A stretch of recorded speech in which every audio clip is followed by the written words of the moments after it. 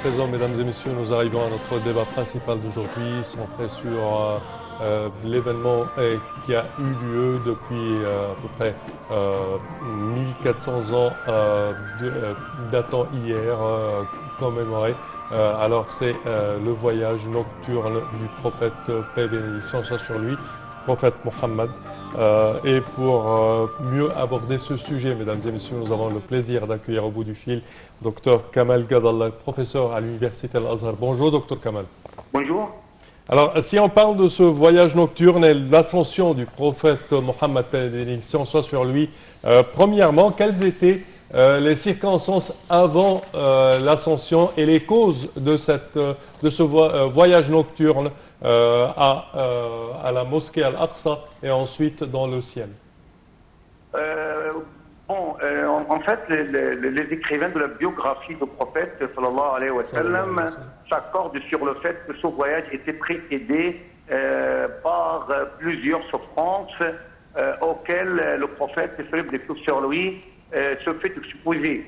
Oui. Premièrement, c'était la nuisance qu'il a subie des habitants de Taïf après avoir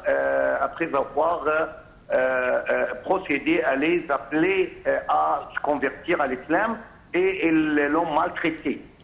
Deuxièmement, c'était le décès de son épouse Khadija qui était pour lui le soutien, non seulement l'épouse, mais il était pour lui une sorte de la mère parce qu'il était plus âgé que lui et il le traitait comme son fils avant d'être son mari. Il était son soutien, soit financier, soit par exemple de soulagement, de tendresse. Et ensuite, le décès de son oncle Abu Talib, qui était pour lui le grand soutien contre les fourberies et les ruses des Qurayshites. Donc, c'est dans ces circonstances qui s'inscrit le voyage nocturne du prophète à titre de soulagement, ou bien une sorte de, si vous voulez, récompense divine d'une part, d'autre part, pour le soulager et pour lui alléger les souffrances psychologiques de ce qui lui a frappé. Alors justement, ce pèlerinage de la purification de l'âme, on va dire, car réellement il est sorti de ce voyage en étant un nouvel homme sans peine, ou du moins avec des peines plus soulagées. Racontez-nous justement cette expérience, le fait d'avoir voyagé les 7 cieux et d'avoir été purifié. Que s'est-il passé? Est-ce qu'on a des éléments qui nous racontent justement ce qui s'est passé? Oui, on pourrait en fait subdiviser ce voyage en quelques phases. Premièrement, c'était le fait que le prophète passe la nuit chez l'une de ses proches parents, qui était en fait sa cousine plus âgée que lui, qui était peut-être comme sa mère. Puis il s'est levé pour se faire les ablutions, pour faire la prière. Deuxièmement, l'archange Gabriel lui a apporté Al-Buraq, qui était un animal entre la taille de cheval et celle de l'âne. Donc le prophète l'a monté. Donc la troisième phase, c'est l'arrivée à Jérusalem, à Beit al-Maqdis, c'est-à-dire cette grande mosquée tout à fait sainte et purifiée de Jérusalem. Puis il a guidé la prière, il a guidé tout le prophète en prière commun, en prière collective.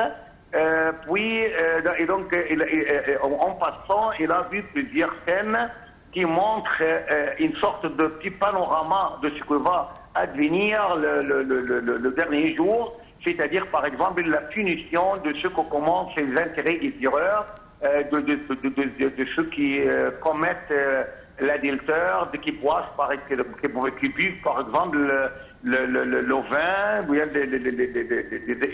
les boissons alcooliques, tout ça. Donc il a vu une sorte de panorama de l'au-delà. Puis, après avoir terminé son voyage, il était appelé à un voyage plus sublime, au plus élevé, c'est celle de Mi'raj.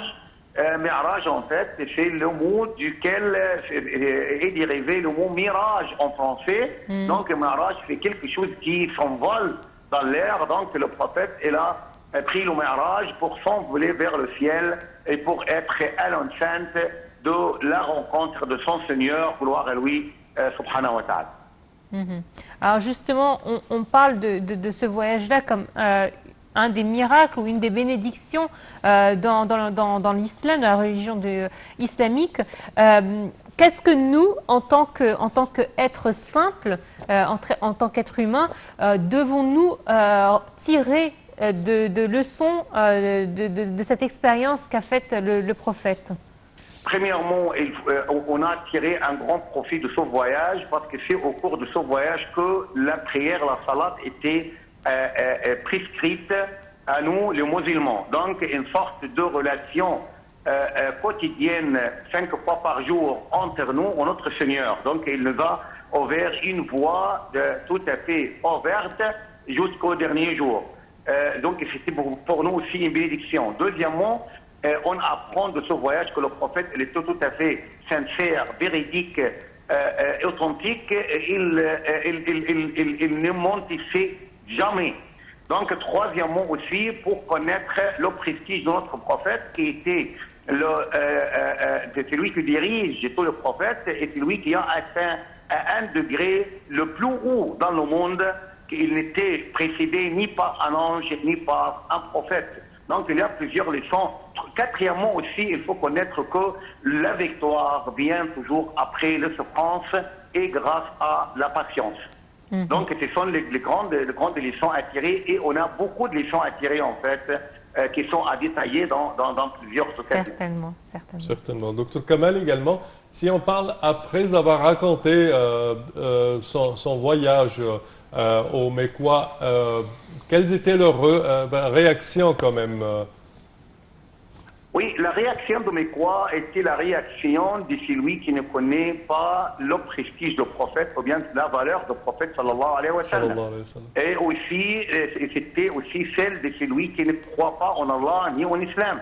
C'est pourquoi ils avaient démenti le prophète en lui disant: est-ce que tu prétends être allé au Jérusalem et revenir de Jérusalem dans la même nuit, alors que nous, pour aller au Jérusalem, un couple, je ne sais pas, peut-être un mois, d'aller un mois de retour, donc vous ne dites pas la vérité. Donc, ils ont démenti le prophète sallallahu alayhi wa sallam, et ils ont posé la question à Abu Bakr, parce qu'il était l'ami, l'ami intime du prophète. On lui a dit: oui, ton ami, il prétend être allé au Jérusalem et y revenir la même nuit. Est-ce que tu pourrais le croire? Il leur dit: ah oui, je le crois fermement. Il lui a dit: mais comment? Il a dit: je le crois lorsqu'il dit qu'il reçoit le Coran du ciel. Est-ce que je pourrais le démentir en disant, par exemple, être allé à Jérusalem et revenir la même nuit? Tout ce qu'il dit, il dit, donc il est véridique.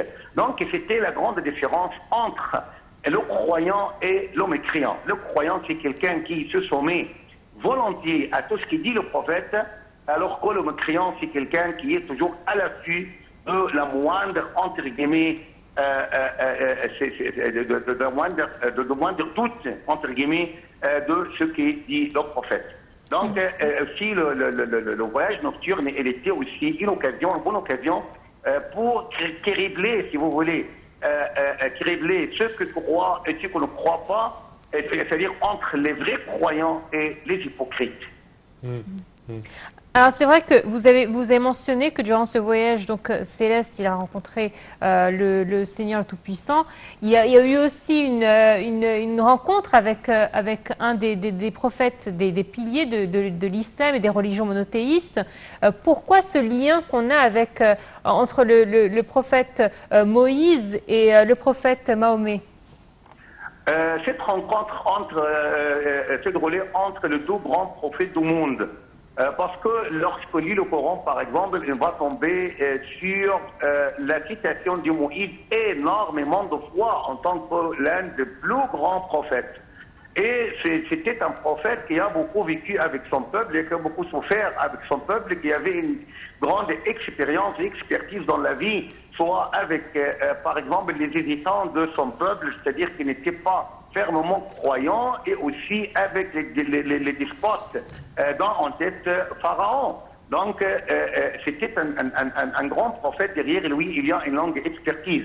C'est pourquoi on raconte que, ou bien on rapporte que lorsque Allah a prescrit aux musulmans un bon nombre de prières insupportables pour les êtres humains, Moïse lui a dit que ta communauté ne va pas supporter ce grand nombre de prières, donc supplie en fait ton Seigneur de réduire le nombre de prières pour qu'elles soient supportables à tous les musulmans. Donc le prophète Moïse a donné son expérience au prophète Mohammed sallallahu alayhi wa sallam, d'une part. D'autre part, parce que Moïse et les enfants d'Israël à l'époque, il était le peuple élu, donc maintenant ce sont les musulmans qui seront les plus honorables dans le monde à condition qu'ils soient une lanterne de lumière et de guider dans tout le monde. C'est-à-dire, vous êtes la meilleure communauté, mais à condition d'ordonner le bien, d'interdire le blâmable et de croire en Allah. C'est-à-dire, si les musulmans seront, par exemple, au service de tout le monde, par la guidée, par la lumière, par la science, par le bien-être, par les bonnes actions, par le bien, ils seront la meilleure communauté. Donc, c'était une transmission de la supériorité des Juifs aux musulmans, mais à condition que les musulmans soient des vrais croyants.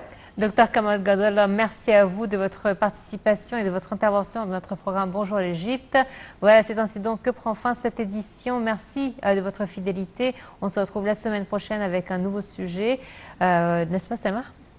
Oui, merci Noah. Merci chers téléspectateurs et bonne suite de programme toujours sur Nile TV International. Au revoir.